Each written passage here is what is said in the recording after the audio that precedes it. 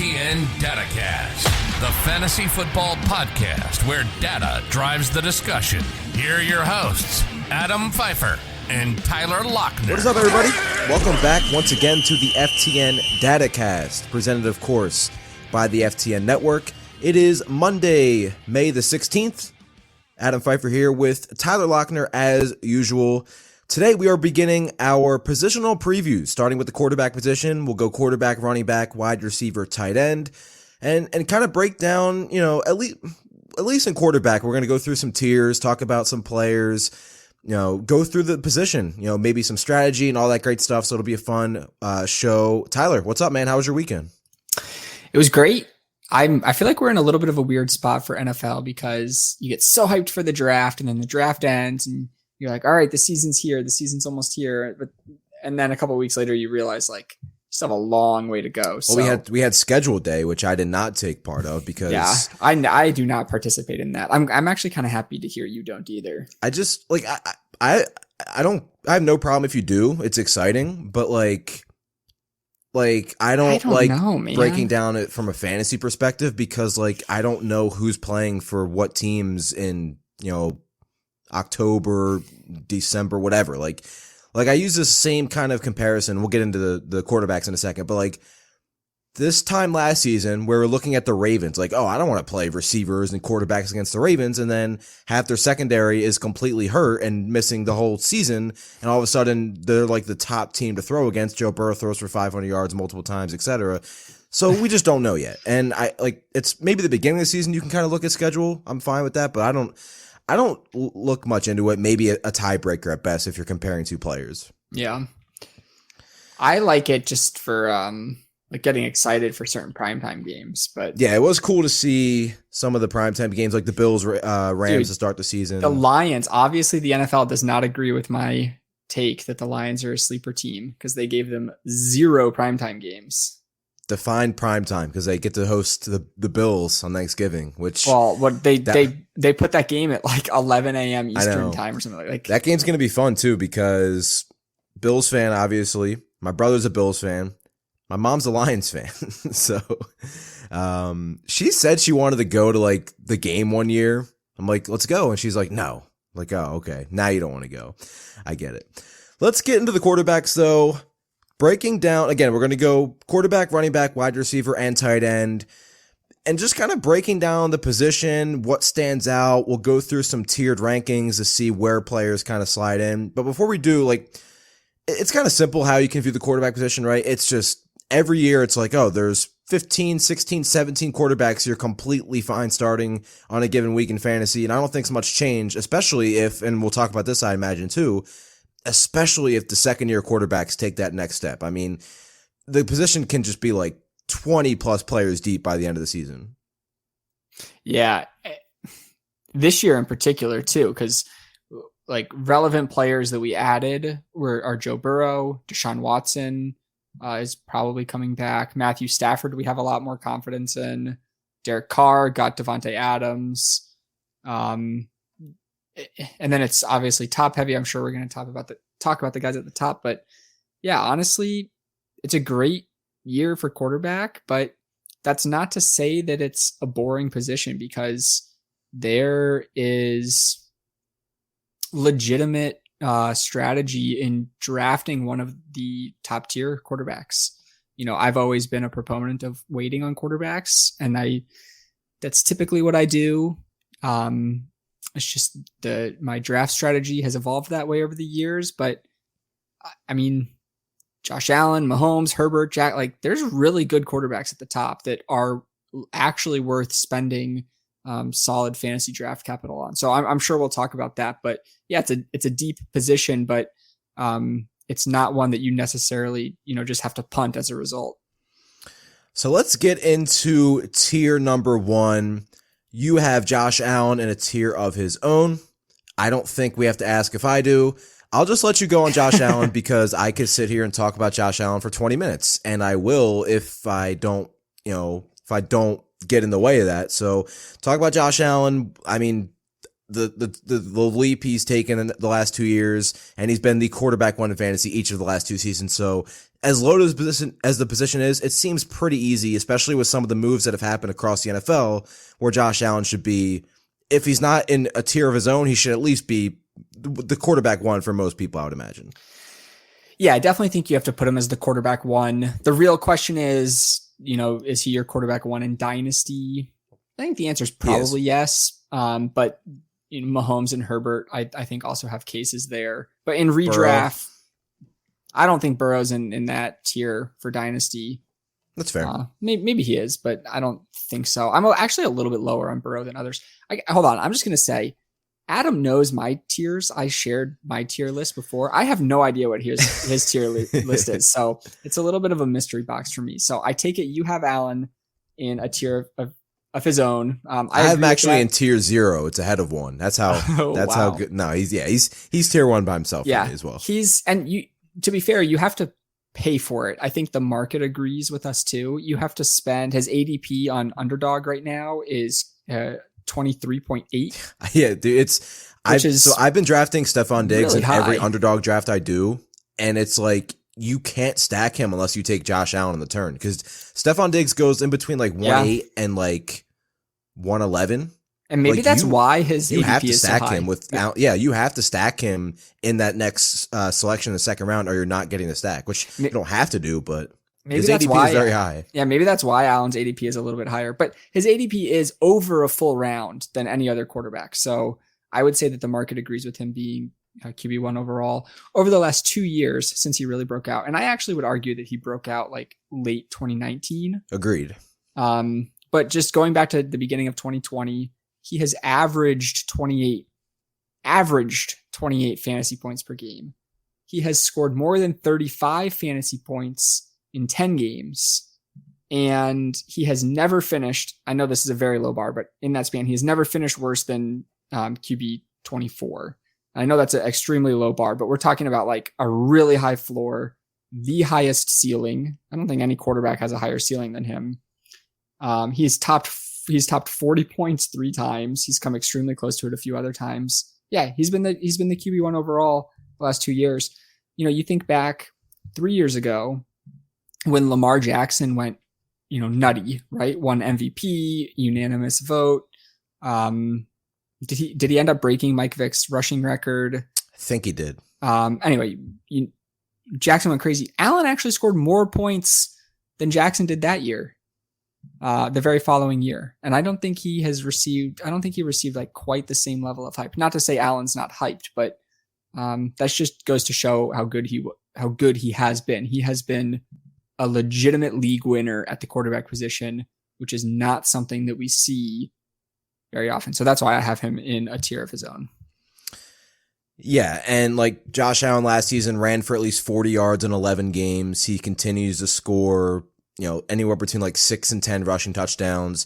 He's been top 5 among quarterbacks inside the 5 carries each of the last 3 seasons. I believe he was second to Jalen Hurts. Another quarterback. Those goal line rushes are so valuable. And like we've heard rumblings, okay, maybe they want to limit his rushing. Maybe they do for 2 weeks. I just don't see it happening. It's such a huge part of their offense. Josh Allen's been among the top 5 players at the quarterback position in deep attempts. Here's the other thing though. Josh Allen, as good as he's been, as elite as he's been, both as a passer and overall fantasy quarterback, just everything. You look at his like production from this offense.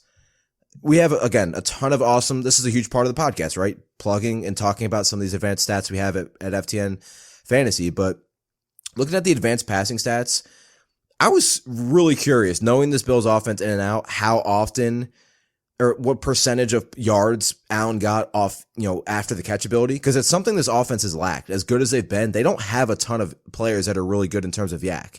Last season, Josh Allen, 41% of his yards came after the catch. Only Lamar Jackson and Justin Fields were lower. So, like, you bring in James Cook, who they like as a receiving back that can make plays after the catch. They bring in Khalil Shakir. They bring in some other players that can do more after the catch. I think that's going to make Josh Allen's job even easier. So yeah, the floor is massive, the ceiling's massive, the offense. The only concern I have is if they're as pass heavy with Brian Daboll gone. But again, Ken Dorsey's been there. He's been working with Josh Allen for years. So this offense is still going to cater to Buffalo's strengths, which as much as I love Devin Singletary, the strength of this offense is obviously putting the ball in Josh Allen's hands. And he still has an elite alpha wide receiver in Stephon Diggs. Let's go to tier number 2 because Josh Allen, tier number 1 by himself, or both of us. Who do you have in tier number 2? All right, my tier 2 has Patrick Mahomes, Justin Herbert, and Lamar Jackson. What about you? I almost put Lamar and Herbert in a tier of their own, and then Mahomes in the next tier. I think it too. I think the Chiefs, like Tyreek Hill, we'll talk about it. Like Tyreek Hill is a huge loss, obviously, but I think they have enough skill players for Mahomes to still be really good, right? Like maybe not Josh Allen level good, and I think. And in my own rankings, like I have Mahomes behind Herbert and Jackson. I have Mahomes 4th and Jackson 3rd, or Jackson 2nd and Herbert 3rd. But I do believe they're in the same tier. So I have the same exact tier as you for tier number 2. There's players you could have put in there. Like I think Jalen Hurts, we'll talk about, could be in the discussion. If Kyler had DeAndre Hopkins for the first 6 weeks, maybe. But that's enough to make this tier just Jackson, Mahomes, and Herbert for me. So let's talk about Mahomes first. Like, not the consensus QB1 like he had been, but not enough worry from you or myself to take him out of the second tier, even without Tyreek Hill no longer in Kansas City. Yeah, like you, I considered it because Hill's departure hurts Mahomes, obviously, but I don't think it's like the same level of pain as Aaron Rodgers gets from losing Devontae Adams. I know Hill was highly targeted, close to 10 targets per game. Obviously, the deep connection with Mahomes was there, even though Hill was really utilized a little bit more underneath. But he still has Travis Kelce, who is the best tight end in the league right now. And Mahomes, I don't know if he's going to use it, but he does have the ability to run, not at Josh Allen's level, but it seems like every time he plays in a playoff game, he has 50 rushing yards and he can score rushing touchdowns. So I'm not sure he ends up using that, but the fact that it's there makes him a threat, and the fact that he does occasionally use it. And Andy Reid is still there, and I have a lot of confidence in Andy Reid's ability to design the offense around the players that they have. So yes, I'm more nervous about Mahomes than I was before, or I wasn't nervous about Mahomes at all when they still had Tyreek Hill. And there's a little bit of nerves there, but I do think that he's clearly a strong enough player. And I agree with you that there's enough talent around him. One Mahomes stat that I found that I thought was really interesting. Obviously he pops in a lot of stats, but this one in particular, last year, Mahomes had the highest completion percentage against the blitz at 73.8%. And that was actually the second, and it was also the highest difference in completion percentage between, total completion percentage and completion percentage against the blitz.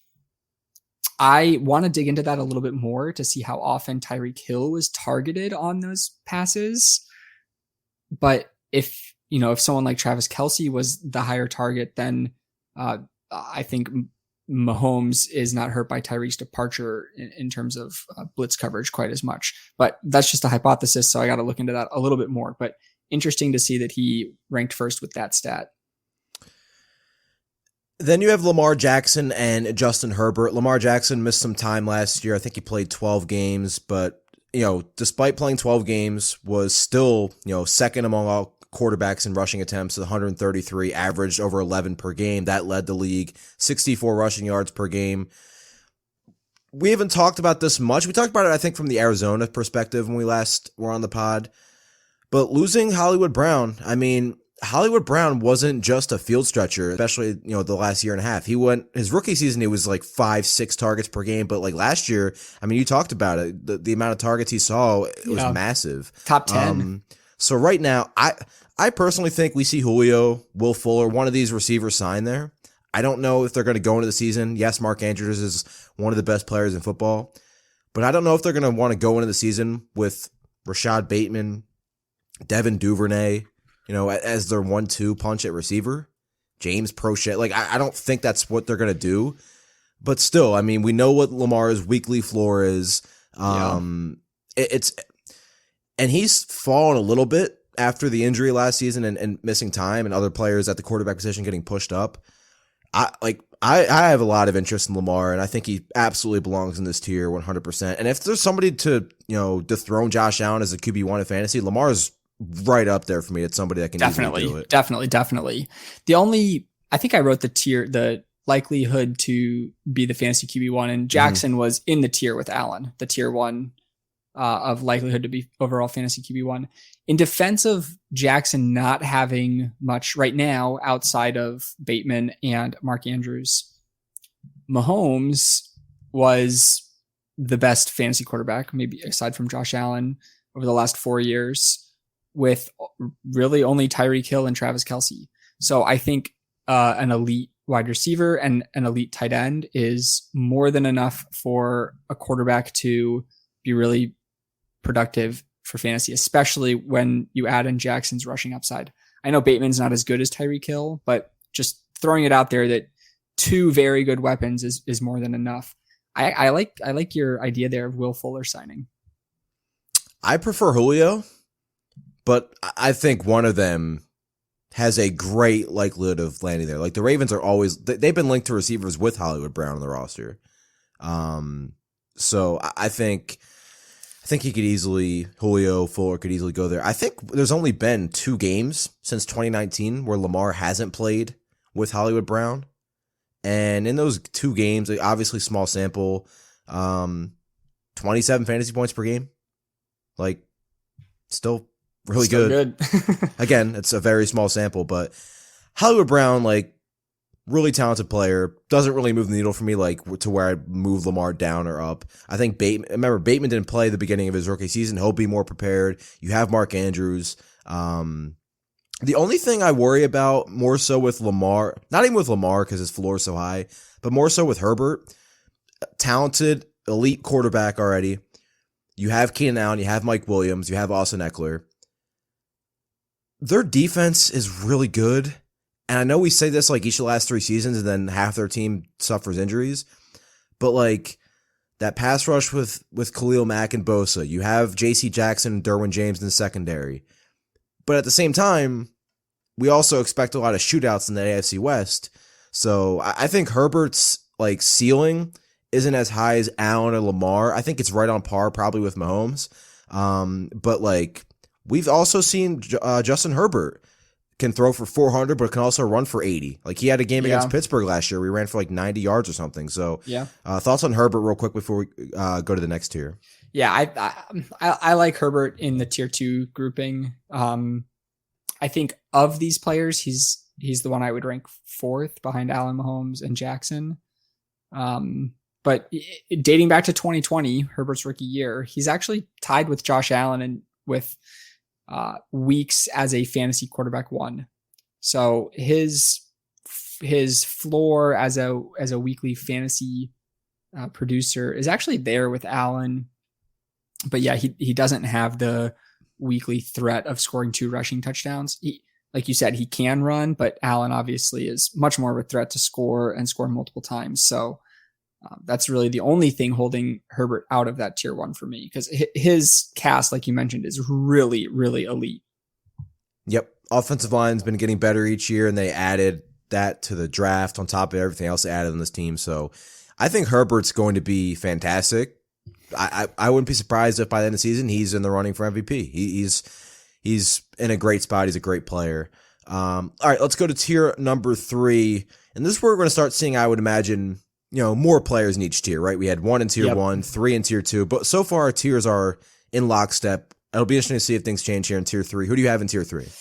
All right, my tier 3 has 6 players: Kyler Murray, Joe Burrow, Dak Prescott, Deshaun Watson with a little asterisk, obviously not there if he doesn't play, Tom Brady, and Jalen Hurts. Okay, so for my tier 3, I have Hurts. I have Hurts, Burrow, and Brady. Kyler, Dak, and Watson I struggle with, because if you told me Watson was playing the whole year, he'd probably be in this tier. Yeah. I know you love Dak, so I'm going to let you talk about Dak. I have some concerns. Obviously, no Coop. Like, week 1, their starting offense will be Zeke and Pollard, CeeDee Lamb, Dalton Schultz, and Jalen Tolbert, assuming Gallup's not ready. Like, that's not great. Their offensive line quietly is, they're still a top 12 unit, but they're quietly nowhere near close to what they were a couple years ago. So I have Dak closer to like QB 10 or so, if I'm not mistaken. But I know you love Dak. I know you were on team Dak for MVP at a certain point last season. Dak's a great player. I just think his ceiling isn't as high as some of the other players. Talk to me on Dak, though. Dak had more, not more because he missed some games, but he finished as a fantasy quarterback a higher percentage of time than Josh Allen last year. Yeah, I know you're going to have a hard time believing that, but it's true. So yeah, he doesn't have as high of a ceiling, obviously, as all the players we've talked about. And I agree with you that losing Amari Cooper is significant. If Michael Gallup is not the same player or not on the field for a significant amount of time, that also hurts Dak. So yeah, there's some concern with him leading into this year. But the players you mentioned, CeeDee Lamb, Dalton Schultz, Tony Pollard, Ezekiel Elliott, still a good offensive line, a defense, in my opinion, that is going to be at least decent this year. I still like Dak as a tier 3 player. I don't think I'm on the Dak for MVP train next year. I think with Amari Cooper gone, the hopes of them just throwing the ball like 40 times a game are out the window. But I don't know what it was about Dak last year, but he didn't have those ceiling games. I know that he didn't run the ball nearly as much, and I wish I could say that would change, but I don't necessarily think that's going to in 2022. I think that broken leg that he suffered a couple of years ago may have permanently removed that weekly rushing upside. He was so hesitant to scramble. It was clearly on his mind. Like, there were times where like he had an opportunity to just step up and run, and he hesitated, and then instead of getting like 8 yards on the first, he'd get 3 and it'd be 3rd or 4th down. It was very strange. It happened all the time. So I don't know if that will change now that he has a year of playing with it under his belt, or if that's just gone. But he did still have plenty of goal line rushes and quarterback sneaks.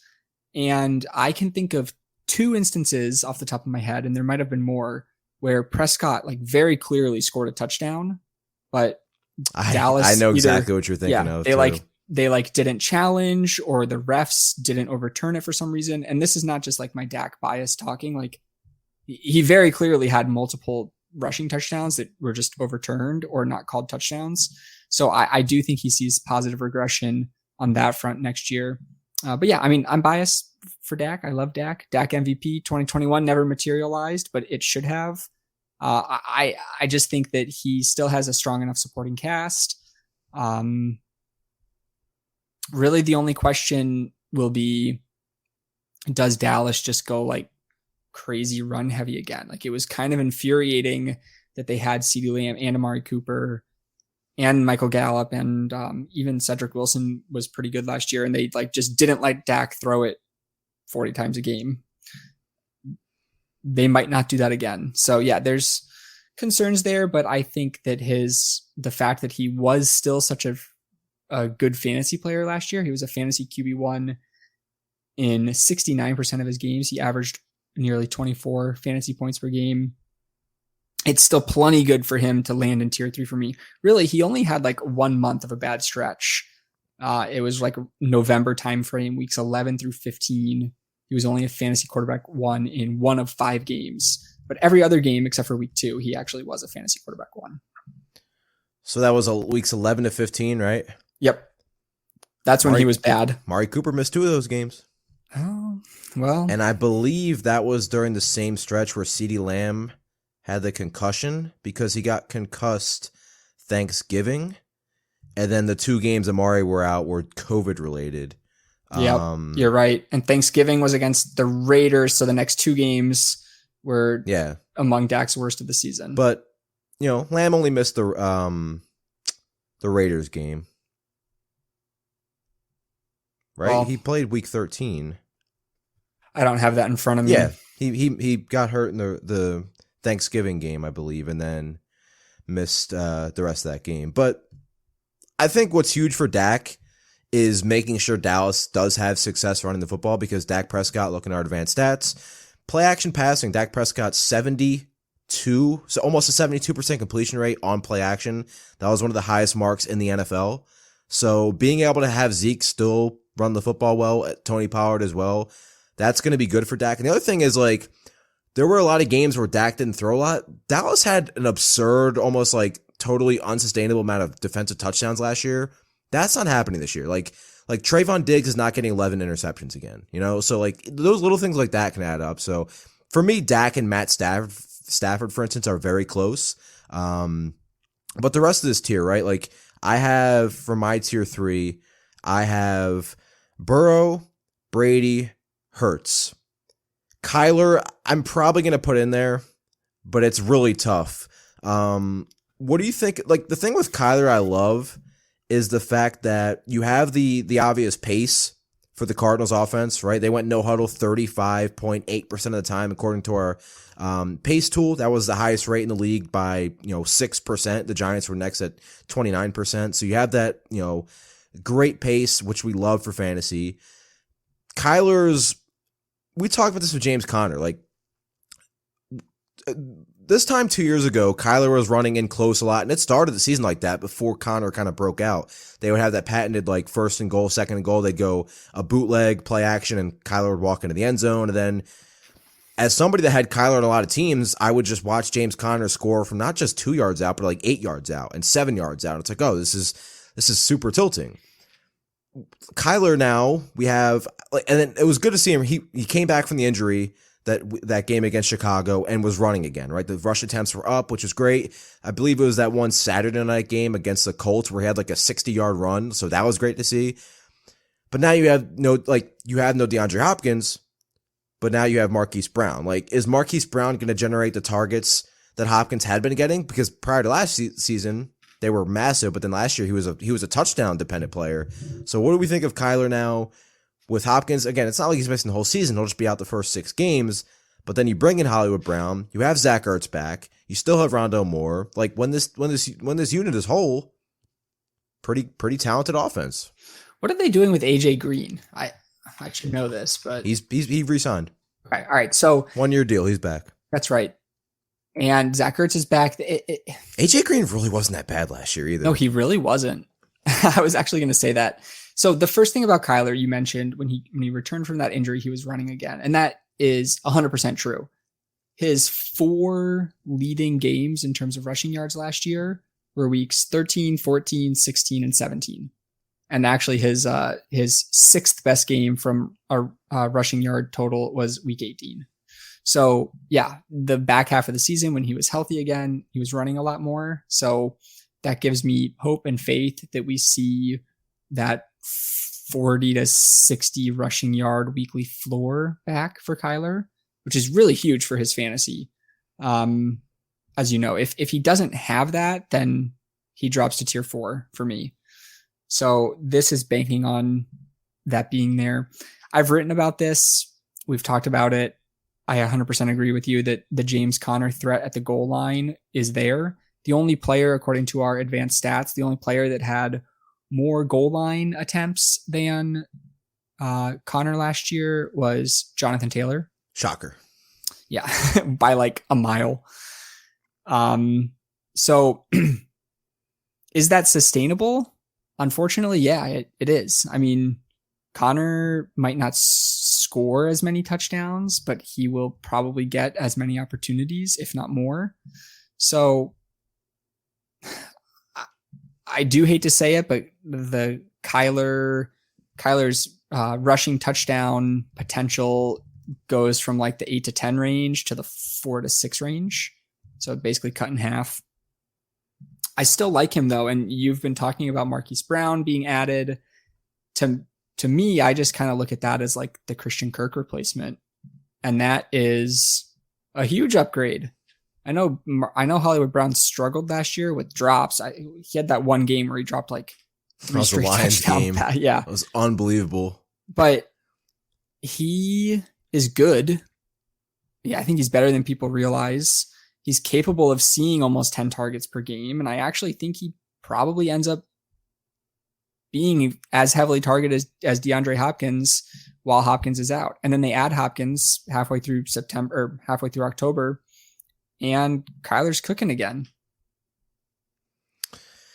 The James Conner thing's interesting. Like, he had 28 carries inside the 10 last year, converted 12 of them into touchdowns. So like over 40, almost 43% of his carries inside the 10 he scored on. And then inside the 5, he had 16 carries and converted 10 of those into touchdowns. So like, he was that insanely is a high efficient. Clip. Yeah, that is probably too high of a clip. But I do think like the 16 carries inside the 5 is completely realistic again. Yeah, like for Maybe not the 10 instance, touchdowns, though. to compare him to some other running backs, Dalvin Cook had 12 carries inside the 5, scored 3 times on those carries. Dave Montgomery, 12 carries, 6 touchdowns inside the 5. Zeke was also 12 and 6. That's just insane. Like, really, really. And Austin Eckler was way better as a goal line back this year. He was still only 12 and 7. So here's a good way to show the goal line carries how crazy Connor was efficiency. Connor, you mentioned 18 goal line carries, 10 goal line touchdowns. Jonathan Taylor only had 2 more goal line touchdowns on 12 more goal line attempts. It's just tough. But I'll say this, if Connor was not there, like if they kept Chase Edmonds and got rid of Connor, Kyler would be in tier 2 for me. Totally fair. And I think the other thing with Kyler is, like, looking at the way this offense operates, I would have thought, without looking at any numbers, that Kyler would have been like bottom half of the league in deep passing, just because like so many of his attempts go to the middle of the field. They don't move DeAndre Hopkins around.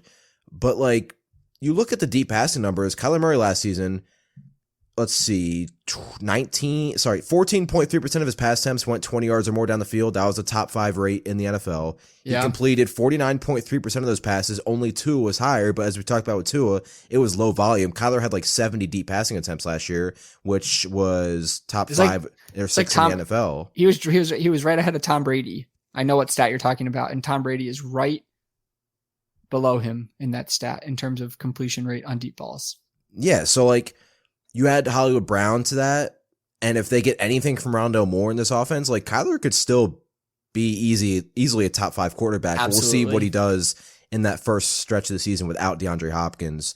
Let's close this out with this tier with Joe Burrow. I mean, so amazing last season. The thing with Burrow is, what type of regression are we expecting? Because Joe Burrow, I believe, led the NFL in ADOT, but also had like a 70% completion rate, led the NFL in completion rate. Like, it was insane what Joe Burrow did last year. 13.3% of his pass attempts went 20 yards or more. That was one of the higher rates in the NFL. He actually didn't have like the highest completion percentage, but his overall completion percentage was so high. He and Jamar Chase led the NFL in vertical passing touchdowns as a duo. The offense is great. And we started to see, remember how run heavy the Bengals were to start the season, and then they really opened up the second half season. They kind of did like the opposite of what the Eagles did. They started run heavy with Joe Mixon, and he still got the rock, but then they started to go more pass heavy the second half of the season. I'll get those exact numbers in a second. But man, I don't know if there's a better trio at receiver than the Bengals right now, and Joe Burrow, I mean, you want to talk about fitting in perfectly, Jamar Chase. I mean, that you can't have a better. It's already one of the best 5 receiver quarterback tandems in the NFL. I 100% agree. So I'll start by saying I have Burrow in tier 3. I think this is where he belongs, but I think his cost in fantasy right now he's a little cost prohibitive. He's usually the 5th, 6th, maybe the 7th quarterback to come off the board, and I just think it's too expensive when you can wait and you can get Brady or Hurts or Prescott or sometimes even Murray. Mm-hmm. So that's not to say that I don't like Burrow. He's in a tough range, man, because we'll talk about Hurts. Is he in this tier for us? We have to talk about Hurts. Hurts we'll talk about Hurts next. Like, I just think you have to overspend. I just think you have to overspend for Burrow. That's not to say that I wouldn't be happy with Burrow. I just think you have to overspend for him. And yeah, you mentioned the regression and how much of it do we expect? I think we can definitely expect it for the deep balls and the deep ball touchdowns. You mentioned his 13.3 deep ball pass rate is among the highest, but it's not, ridiculous. Like Russell Wilson had 19% deep ball pass rate. But what is ridiculous for Burrow is he threw 13 touchdowns on 69 deep balls. Okay. Russell Wilson threw 10 on 76. And Russell Wilson is arguably the best deep ball passer in the league. Mm-hmm. What Burrow was able to do with Jamar Chase in terms of deep touchdowns it's just not going to happen again. I mean, they will still be one of the most prolific QB wide receiver tandems in terms of deep balls. It wouldn't surprise me if they led the league in deep ball touchdowns again. I just don't think it's going to be 13. I don't think it's going to be 30% more than any other QB wide receiver duo in the league. So that's just my concern, is just those splash plays are just not sustainable. And Burrow, I also don't think he would be being drafted as the QB6 if it wasn't for those 2 games at the end of the year when he scored like 40 fantasy points. I think they're the Ravens games. He's like, for like 500 yards because they had no secondary. Game. The Chiefs and Ravens back to back. He was good all year. Well, not the beginning of the year. You mentioned they were run heavy. He was good. He was definitely a fantasy quarterback 1, but he was not, close to Justin Herbert or Kyler Murray or Tom Brady. Like, I just cannot wrap my head around drafting Burrow over Brady or Hurts. Yeah, I was literally going to ask because Brady's in this tier too. You'd rather have Brady because I would too. I would rather have Brady. The best thing for Burrow, though, I will say, they just completely revamped that offensive line. Ted Karras, Alex Kappa, and Lyle Collins. Like, Joe Burrow in the playoffs is under pressure like almost 40% of the time. That's huge for Joe Burrow. But real quick, first 8 weeks of the season, Cincinnati called pass at about a 56.9% rate. That was 22nd in the NFL during that span. And then from weeks 8 on, let's go to weeks 8 to 17, the Bengals went up to 9th in pass rate. So 22nd and 9th. They clearly, I don't know if it's going to be that consistent all year, but if they can be top 12 in pass rate, that'll be a lot better for Joe Burrow. Tom Brady's Tom Brady. You'll get the occasional QB sneak, and you'll probably get 600 passing attempts. Godwin should be back at some point. Yes, you lose Antonio Brown, who you mentioned like on a per route basis has been like the most targeted player in the NFL the last year and a half. But Mike Evans, Chris Godwin, Russell Gage. I don't know if Gronk's coming back. Brady should still be able to flirt with 40 touchdowns or whatever and do what Brady does. Jalen Hurts, though, extremely polarizing player in fantasy. I don't know if there's anything not to like about Jalen Hurts. And that was before A.J. Brown got there. Like, the only thing you could have said was, after Devonta Smith and Dallas Goedert, they don't really have any reliable receivers. Now you have one of the best yak receivers in the NFL in A.J. Brown, an ascending talent in Devonta Smith, a top 7-8 tight end in Dallas Goedert, and still a really good offensive line. And oh, by the way, Jalen Hurts, I don't know if it's going to be as sustainable. 13 carries inside the 5 last year. That was more than Josh Allen, more than any other quarterback. His weekly floor is already high, and if A.J. Brown can unlock this passing game, we talked about it kind of last week. Would I be stunned if Jalen Hurts was the quarterback 1 this year? I don't think I would. Guess who was the quarterback 1 weeks 1 through 11 last year? Probably Gardner Minshew, right? It was Hurts. Yeah, it was Jalen Hurts. He struggled a little. He got hurt and then didn't finish the season strong. He had a huge spike week against Washington. Do you know what week he got hurt? 'Cause I can't remember which week he got hurt. I think it was against the Giants in week 12, and then he missed the beginning of the fantasy playoffs. Yeah, because he missed the Jets game and Minshew played. And then there was a bye week. Sorry. I think he missed the fantasy playoffs because of a bye week. The NFL, my God, scheduled bye players on week 14. That's what happened. He missed a game. Mm-hmm. He missed the Jets game. That was the Minshew game, yeah. Yep. And then there was the bye week. And then he came back in week 15 and destroyed Washington.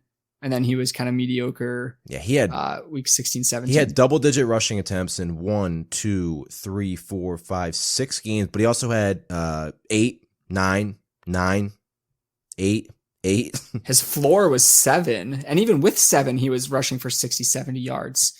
Yeah, and he had 4 games with multiple rushing touchdowns. So that weekly upside was just off the charts. So yeah, I mean, there's the stat. If you said it wouldn't surprise you if he was the overall QB1. He was up until week 11 last year. And that's not a small sample, 11 weeks. It's not. And he added AJ Brown, one of the best wide receivers in the league. I think it's so funny that it was like, are the Eagles going to stick with Hurts? Are the Eagles going to stick with Hurts? And I think that's still a question long term. Yeah, they're in a great spot because like they've clearly made an effort to put Hurts in a great position to succeed. And if for whatever reason he's not the answer, you still have your first rounders next year to go and get a quarterback. So yep. I think he's going to be good. I think he's going to be like, again, the Eagles should win this division. I think the way Dallas kind of took a step back, the Hurts hype is high. Like, I think it's going to be like, it's probably going to be more difficult to draft him than Brady, Burrow, just because, especially Brady, like everybody's bored of Tom Brady at this point. But like, that as much as I like kind of moved down AJ Brown and Devonta Smith after the trade, Bills fan. Listen, I actually love Brady now that he's not a Patriot because he's so funny on social media and everything. But like, I moved Devonta Smith down and AJ Brown down after the trade, but like they are going to just unlock this offense together because Devonta Smith is going to be much better near 2 anyway. So a lot to like with Jalen Hurts. Let's move on to the next tier. What about tier 4, right? Yeah. So my tier 4 is a smaller tier. And this is kind of where I get to the end of the fantasy QB1s. So my tier here is Matthew Stafford, Russell Wilson, and Aaron Rodgers. What about you? Yeah, I have Stafford, Wilson, Rodgers as well, but I also have Dak in this tier because I didn't have him in tier 3. Yep. So this is pretty much where like Stafford not going to run much, but he's loses Robert Woods, but gets Allen Robinson. We still don't know if Odell Beckham's going to be back. Very possible he is, and they'll get him back whenever he's fully healthy. I think Stafford is going to be like, I think most weeks you'll get Stafford to finish as like the QB 10 to 12. You'll get a couple like QB 2 weeks, but he's just going to be really solid all year long. We talked about Dak, and then Russell Wilson. We've talked about Russell Wilson, the Broncos passing game a ton on this pod already. I don't know if we need to, like, the only concern I have is the passing volume, right? Denver super run heavy, but again, you're in that same division where you could see shootouts against the Chargers and the Raiders and the Chiefs. And I think there's a chance they could be at some point. Right now they're not better, but like Sutton, Judy, they could be the next Metcalf, Lockett. And we've talked about comparables with the offense. I think Wilson, what it comes down to is how much does Denver increase their passing rate this year? And because Wilson's rushing numbers have taken a dip the last couple years too. And then Rodgers, obviously, the obvious question. He's amazing. We've seen him in stretches without Devontae Adams, and he's still been good. But you have a lot of question marks now. Christian Watson, awesome talent. A lot of question marks. Same with Romeo Doubs. You have Alan Lazard as your most trustworthy number one. Sammy Watkins is like, and I think they're going to be run heavy. Their defense is still really good. So it's been like 2 years in a row too now. It's like, Rodgers, is he no longer an elite fantasy quarterback? And then he just has these insanely efficient seasons where he throws for like 35 touchdowns and 3 interceptions. Devontae Adams, man, he just feels like such a huge loss. It's the best duo we've seen in the NFL for the last 10 years. Like, it's just been pitch and catch, and it's not going to be the same. I think I would say Mahomes, Tyreek, but yeah, I mean, I'll take Adams, Rodgers. I think you could argue Adams, Rodgers. But okay, here's my take on this tier. Rodgers is in here for the sole fact that he's Aaron Rodgers.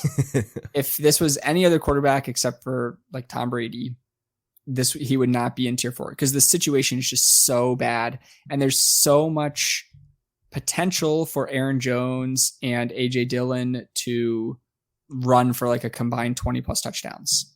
All of those 1, 2, 3 yard automatic touchdowns to Devontae Adams are gone now, right? Unless Christian Watson morphs instantly into an Adams-like player at the goal line, which just feels really unreasonable to expect during his rookie year. So Rodgers, it's like a respect placement to put him here.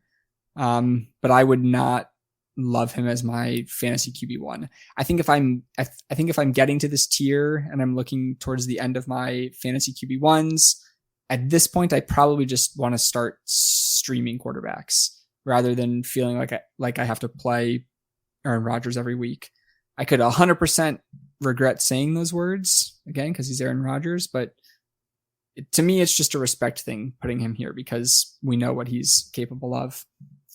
Stafford, I still think OBJ re-signs with the Rams, and I would argue that Allen Robinson is an upgrade over Robert Woods anyway, and maybe even an upgrade over Odell. I don't know if that's risky to say after how horrible Robinson was last year, but Robinson is so good at football. Robinson, in my opinion, I am convinced he's so good. Out. He was just checked out last year. I really think he was just checked out. I like that explanation. That's the explanation I'm going to go with too. It's not like he's old or anything. No, and we know he's good. I am so excited to see him play with the Rams. Stafford led the NFL. Sorry, excuse me. He did not. He was third in the NFL in air yards last year. Do you think we see that number increase, or do you think we see that decrease with Cam Akers likely healthy the whole year?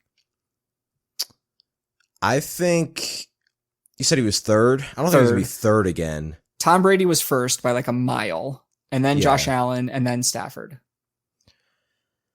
I mean, a lot of those went to Cooper Kupp, obviously. Mm-hmm. So if we expect natural regression from Kupp, it's not like Kupp was catching 3 yard outs and making crazy plays. He was doing it every which way. Yeah. But Stafford's always been he's always been like among the league leaders in ADOT and everything. But that was also with Detroit where they had, that was a super pass heavy team that they took a lot of shots. I think he could easily be like top 10. I don't know about third though. Yeah, I think that's fair. I think we see a slight dip there, but I guess that also depends on how well Robinson acclimates.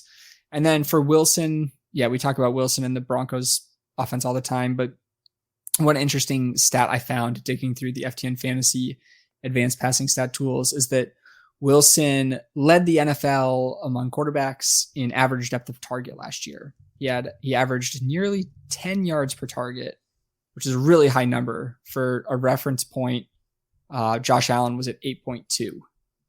So Wilson being all the way up at 9.9 is a significant ADOT, which I actually think pairs well with what the Broncos have. So we've said it before. It's just a question of how much do the Broncos actually pass. I think they pass a lot more. I don't think they would have traded for Russ just to not let him cook. So that's kind of my take there. I think Wilson he's fallen out of fantasy favor.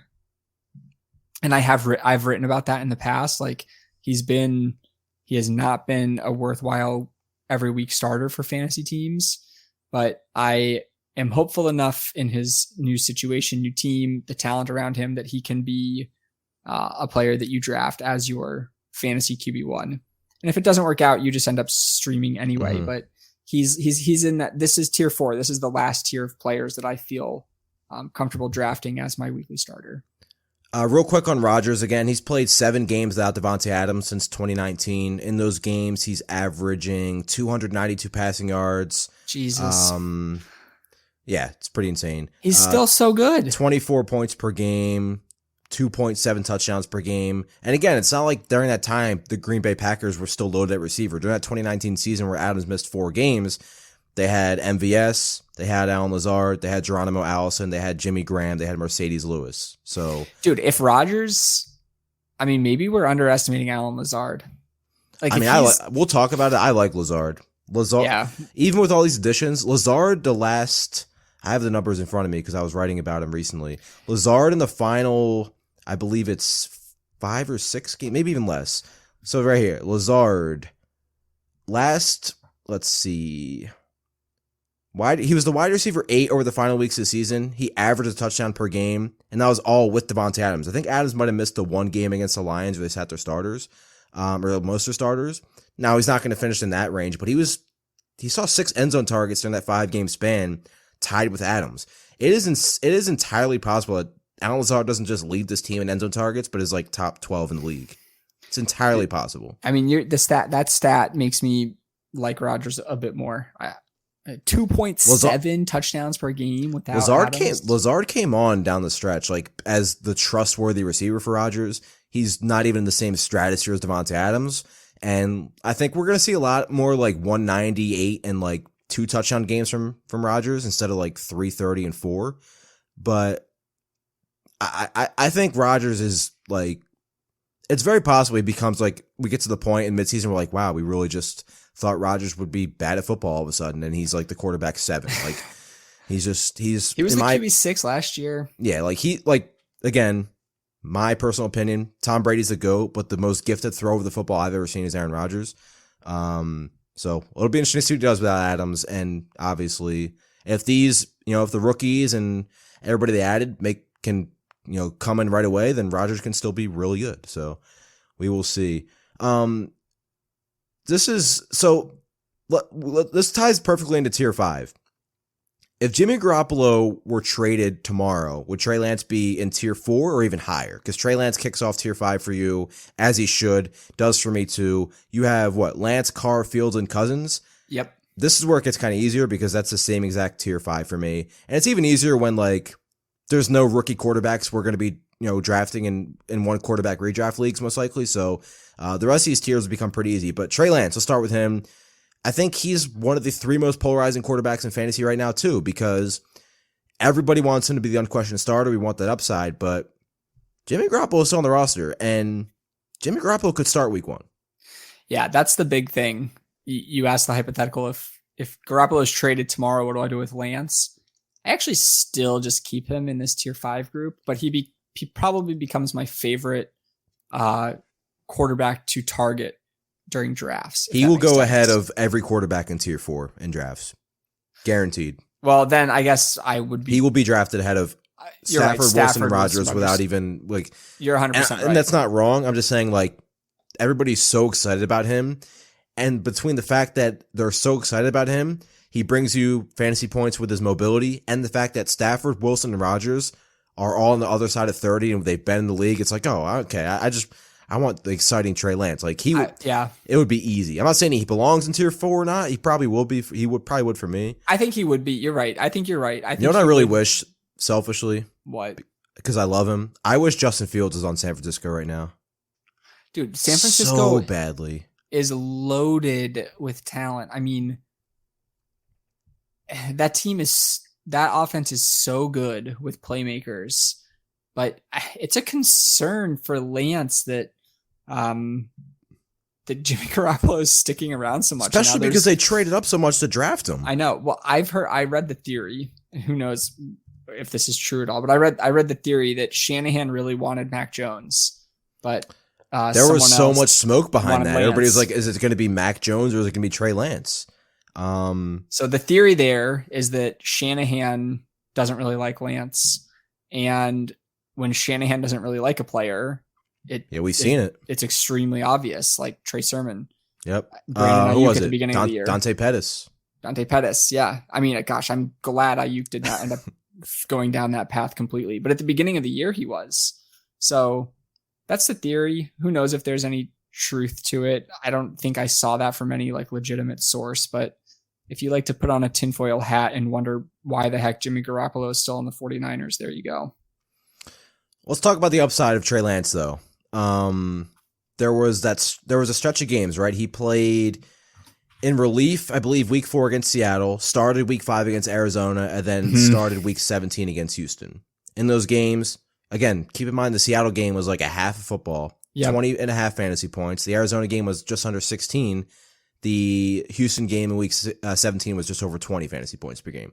Massive floor. He had 7, 16, and 8 rushing attempts in those games. The 16 against Arizona, 11 of them were designed. So it was a huge part of their offense. We saw that when he was on the field at quarterback, a huge part of their offense was designing runs for Trey Lance. And it doesn't even, I don't even know if it matters if you think he's a great quarterback, because in the system, you're just getting the ball out to Debo and Ayuk and Kittle and letting them make plays anyway. It doesn't matter. You're 100% right. Like, those three players are good enough to make any quarterback productive. And then the real reason we're drafting Lance is exactly what you mentioned. That rushing ability.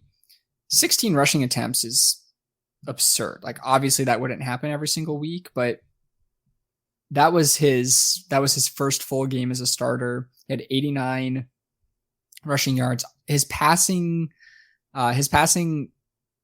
production did suffer that game, though. He only had 192 passing yards and no touchdowns. But the other two games, he did have 2 passing touchdowns in each of the other 2 games. And you mentioned that Seattle game, that was only in one half of football. So that's not to say that his passing would just be completely bunk. We just don't have a large enough sample size, to be completely honest, to know exactly what would happen. But we do have enough of a sample size to know that he would probably be a pretty safe bet for at least 20 fantasy points every week.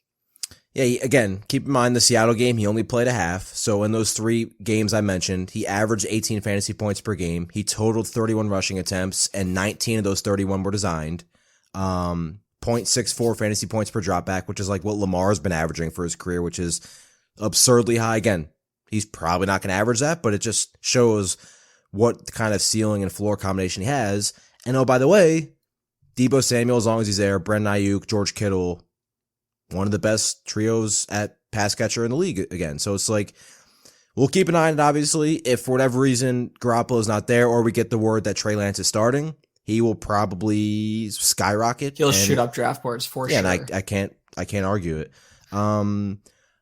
There are some interesting quarterbacks in this tier, though, right? I mean, Kirk Cousins, you talked about it. You took him in the mock draft last week. You love Kirk Cousins, and I'm warming up on him too because he's always been an underrated fantasy quarterback. You still have Justin Jefferson and Adam Thielen and Dalvin Cook, and Irv Smith will be back. And a new regime, Kevin O'Connell, they could throw the ball a little bit more, and that would be great for Kirk Cousins, and that would be maybe wide receiver 1 type status for Justin Jefferson. Dude, Cousins is just consistently good. Since Justin Jefferson entered the league, Cousins has averaged over 22 fantasy points per game. And he's been a fantasy quarterback 1 in over half of his games.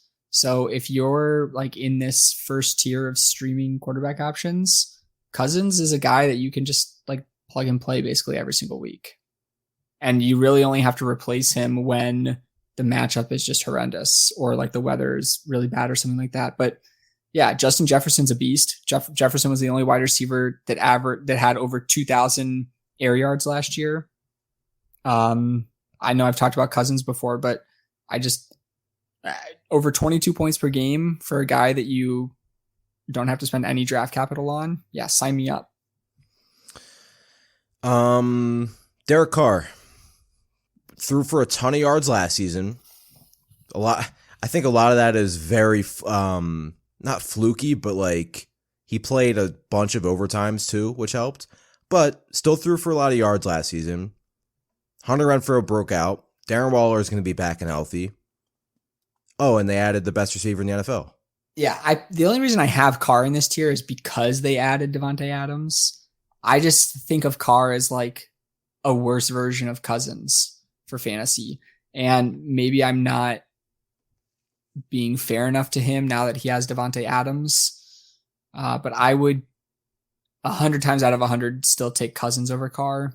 Maybe I'm wrong about that though. I mean, I don't know if you're wrong or not, but I think most people probably would push Carr ahead of Cousins. And I think they're both very close. I'd be perfectly fine. I don't even want to say streaming. I think if I just completely punted at quarterback and missed out on like the difference makers, I'd be fine playing Cousins or Carr most weeks. I really would. I mean, if people are drafting Derek Carr because of Devontae Adams, then they should 100% be drafting Kirk Cousins because of Justin Jefferson. I mean, I think Jefferson's better than Adams. Maybe that's a hot take, but I don't think so. It's probably lukewarm. I personally still think Adams is the best receiver in the league, even after what Cooper Kupp did. But I mean, we'll see. His numbers are definitely going to take a hit at some capacity because he's not going to see a 33% target share. But Carr threw for 4,800 yards, but only had 23 touchdowns. So you add Adams, who's like elite elite when it comes to scoring touchdowns, like that can help push Carr over to like 32, 33 touchdowns. Because Carr's been like the first couple years of his career, he was not throwing the ball down the field, but like the last 2 years, especially last year, he was taking shots down the field. And now they were, I talk about this a lot, but they were doing bracket coverage against Darren Waller. And that's why Renfro just kind of ate up in the middle of the field. Yeah.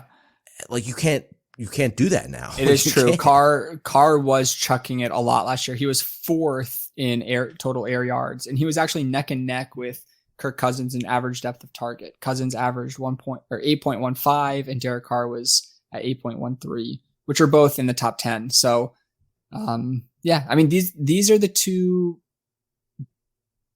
So in this tier, we have Trey Lance, Justin Fields, who are the upside shots, and then Chicago. You have Carr and Cousins, who are the best streaming options and or potential every week players. I just think of Cousins more as an every week player than Carr. Maybe I'm underestimating Carr with Adams though. So completely fair to call me out on that. It's just the way I view it. You know what I love doing potentially?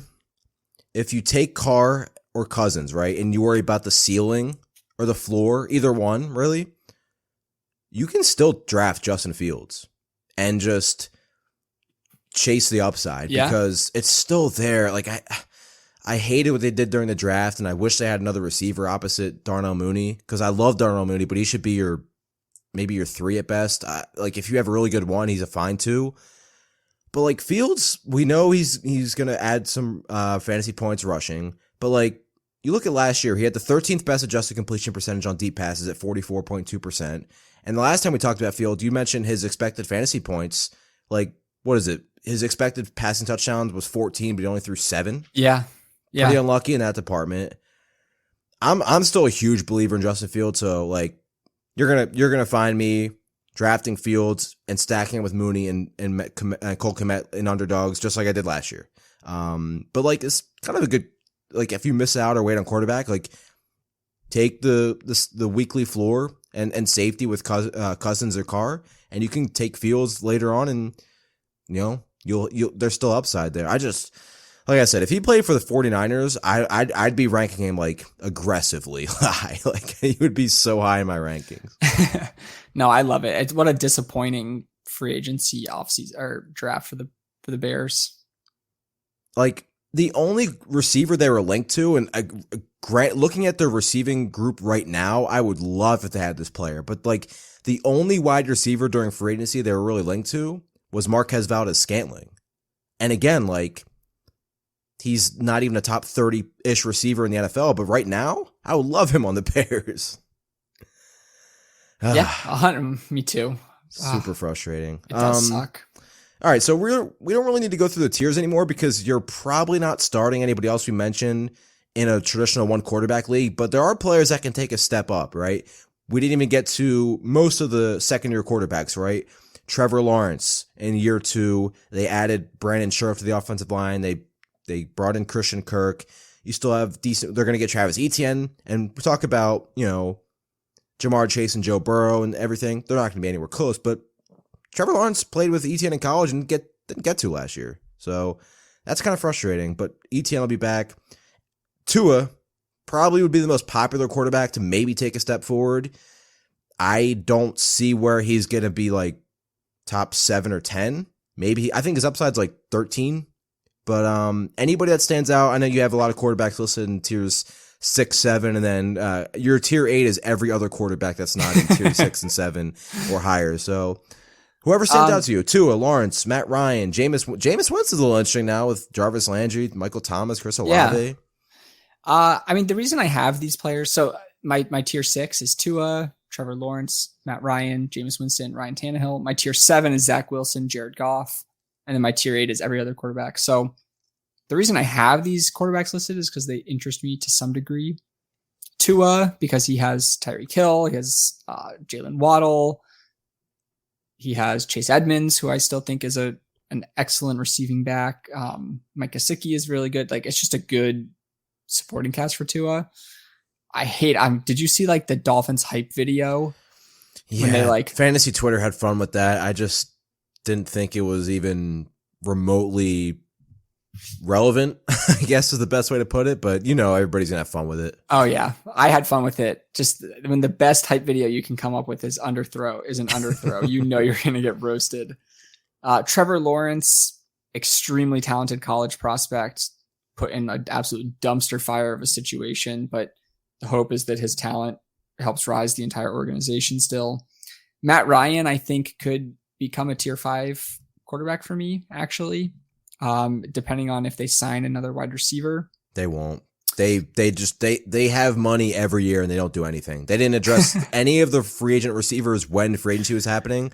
So I would like Julio there, but I know. I mean, Julio would be the one, right? Matt Ryan being there. Be. He would be the one that would obviously make sense. If Julio goes there, Matt Ryan becomes a tier in the tier 5 with me, up there with Derek Carr and Kirk Cousins.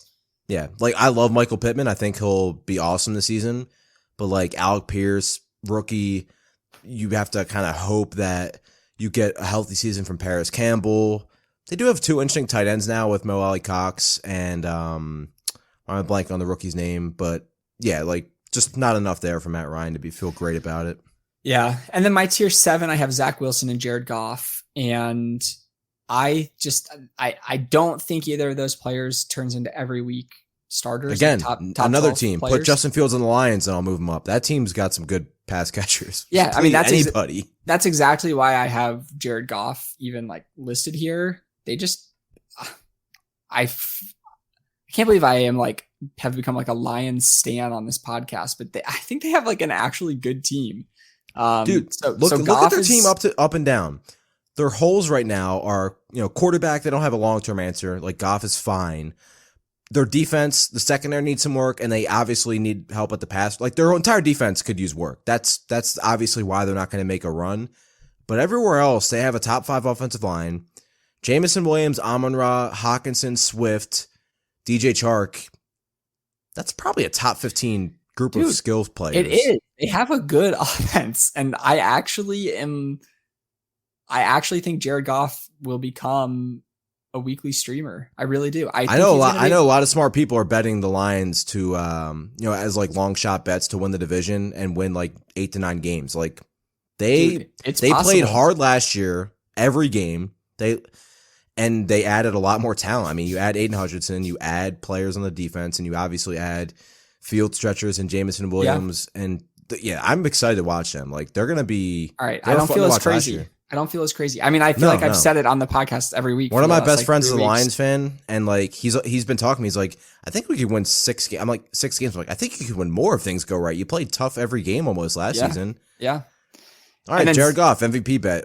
I wonder what the odds are, honestly. Very low. And then Zach Wilson, again, I just love what the Jets did around him. Yeah. So the potential's there. So those 2 guys are just players. I don't think you have to draft, or obviously maybe in Superflex you can draft them as your QB2, but just players to keep an eye on as potential streaming options if that's the route you take. The last player I'll mention, and he has to be back for week 1. I'm a little intrigued by Jameis Winston. He was much better last season. Like he took care of the football. You have Michael Thomas hopefully back. You have Chris Olave. Now you have Jarvis Landry. You have Alvin Kamara out of the backfield. The offensive line is not as good, but it's still not really a weakness. The only question for the first time, or maybe I guess the second time in his career, is volume. Jameis only averaged 23 passing attempts per game. The Saints were extremely run heavy. Remember the first half of the season where we saw a bunch of like 25 carry games from Alvin Kamara, which we just hadn't seen because he was always in that like 16 carry or maybe even less in like 7 catch games. Maybe their defense is still pretty good, but Jameis is going to have some quarterback 1 weeks. Maybe not the week 1 he had in Green Bay where he threw like 16 passes and had 5 touchdowns. But if Thomas is good to go, like Thomas, Olave, Landry, they're going to get open at will. So Jameis is kind of interesting too in that range. I have a dynasty league where you give contracts to players. It's kind of fun. That's cool. You give rookie contracts and then you can give vet contracts.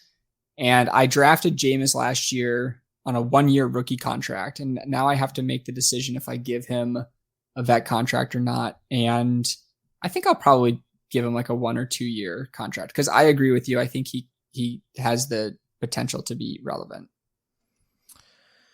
Anybody else we haven't, like Mac Jones? No, not really. Somebody like Superflex is awesome. Yeah, I considered Mac Jones. Carson Wentz. Yeah, just like maybe in like some DFS builds, but not players that I am going to spend any draft capital on.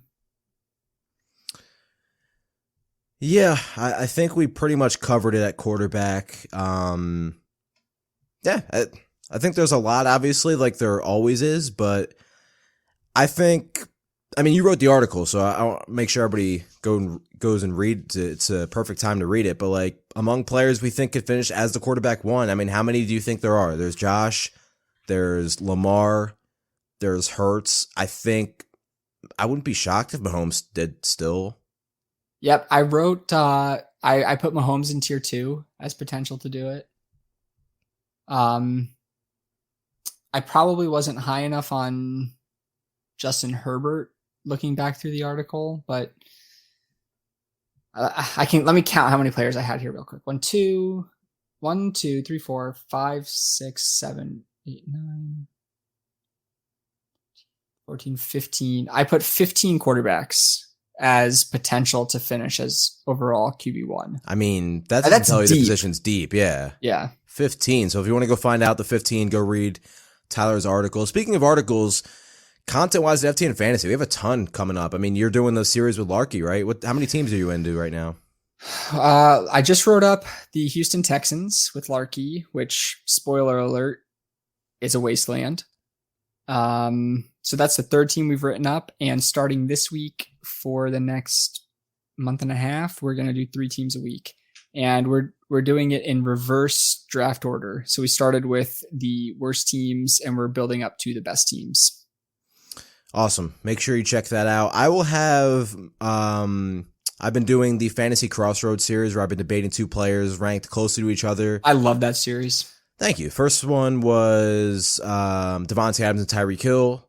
Last week's was DeAndre Swift and Javonte Williams, which the comments when I tweeted it, it was pretty consensus who they liked, which I think I know why after a certain player re-signed with a certain team. But and then I think this week is going to be tight end. I think it's going to be Dalton Schultz and TJ Hawkinson, I believe. I'm pretty sure it's going to be tight end. So check that out, and as well as all the great content, FTN Fantasy, FTN Daily, and FTN Bets. Tyler, this was fun. I'm excited for running back because obviously, you have to start multiple running backs. So we're going to talk about a lot of running backs this time next week. Heck yeah, I'm looking forward to it. Have a great week, everybody. Again, check out all the content. Have a fantastic week. And by the way, if you're into fantasy or any sort of basketball, I mean, my goodness, the Dallas Mavericks, I don't know how that happened, but we got 4 teams left. We got the Eastern Conference and Western Conference finals. There was a ton of game 7s across the sports landscape this past weekend, and most of them were not great. The hockey games were pretty good, but the basketball games, I mean, could have been better. But all in all, glad to have sports. Great time for sports. Great time to be a sports fan, and a great time to sign up at FTN Fantasy, FTN Daily, and FTN Bets. For Tyler, I'm Adam. Thanks as always. We'll see you guys next time. Thanks for listening to the FTN DataCast. Be sure to rate, review, and subscribe. And follow the hosts on Twitter at Pfeifer24 and at Loechner NFL.